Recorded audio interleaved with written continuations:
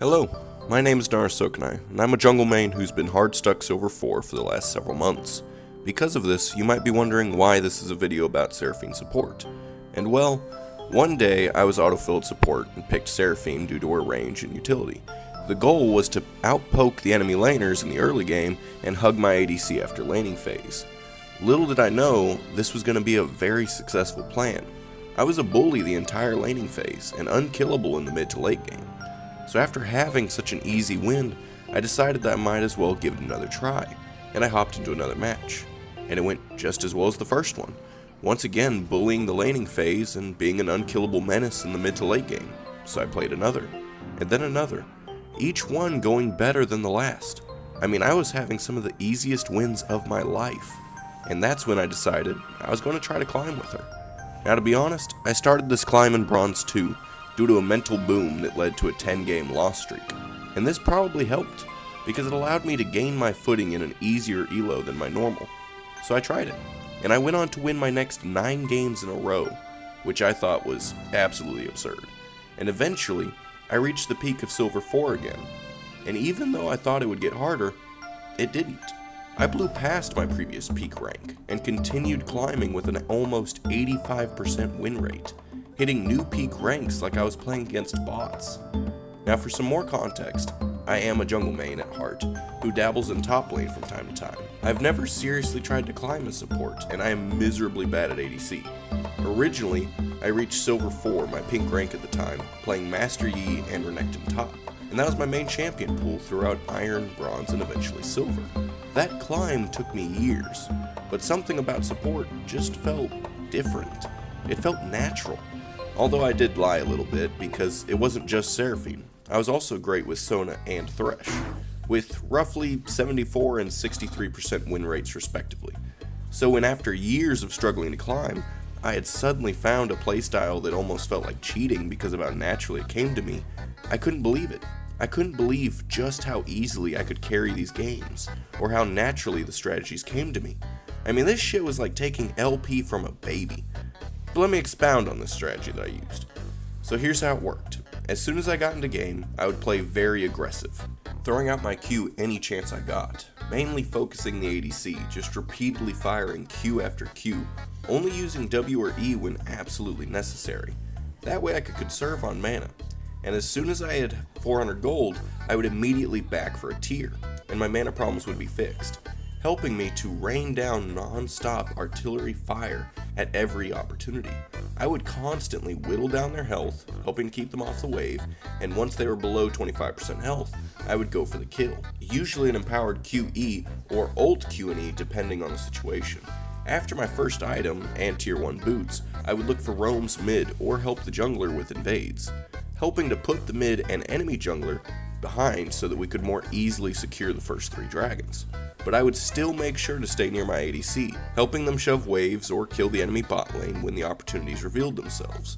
This would usually give a lead to at least 2 lanes in majority of my games, and my bot laner was almost always hand-fed by me to help ensure team fights later. After roughly my second item and tier 2 boots, I would start permanently roaming, helping my teammates not to die, and secure kills and even clear side waves if no one else was there to collect. From this point, I would try to look for team fighting opportunities, usually around 2nd or 3rd dragon. If I want a team fight, I would then ping my laner to help me open mid inhibitor. From there, it was time to look for a Baron or an Ace, because either one would secure victory. So I would usually wait for the opportunity of a team fight, then use an empowered Q and E from distance to chunk the enemy ADC, then go for an ult into an empowered Q&E only if it would land on 3 or more enemies. If it did, then it was almost a guaranteed victory for my team. From there, either end or take Baron, then end, depending on the situation. And that was basically it. This strategy came pretty naturally to me for some reason, and I learned it extremely quickly. From there, I just hit copy and paste all the way to the top, with a peak win rate of 87% on Seraphine. The entire climb only taking me between a week or 2 and about 35 games.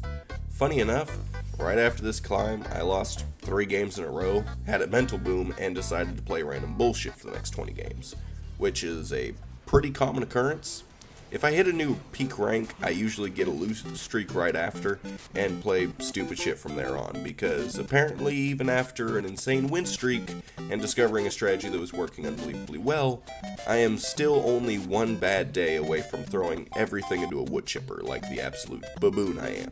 This all leads me to the question that the whole experience left me with. Is support actually an easier role to carry on? And honestly, I genuinely don't know. This climb was unlike anything I had experienced in my roughly 9 years of playing League of Legends. But it makes me think. There are 3 possible explanations. 1. Support is simply much easier than the other roles. 2. I was apparently born to play support and somehow wasted 9 years figuring that out. Or 3. I accidentally came up with a strategy that is ridiculously effective for my elo. And I'm not sure 100% which one it is. Honestly, it might be all 3 combined. But either way, the whole thing is fascinating to me, because I have never climbed this effortlessly before. And now, I feel like I have to do another serious climb just to find out how far Seraphine and Sona support can take me, because I still have a 74% win rate on Seraphine. Hell, maybe I'll even hit Platinum, or if I'm lucky, I could even push into Diamond.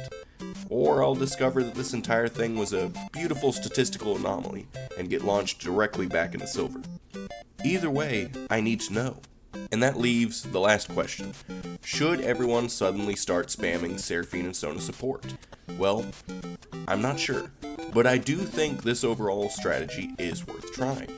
Pick a consistent champion with a strong laning phase and excellent team fighting. Develop an actual game plan instead of wandering around the map hoping something good happens. Create an advantage in lane, identify your team's win condition, protect that player, and prioritize important objectives. Having a simple, repeatable plan that you can execute every game can carry you surprisingly far, and maybe, just maybe, a few of you guys will pick up these overpowered picks with me and discover that you've been playing the wrong role this entire time too. But anyways, I love you, and I hope this video was helpful. But until next time,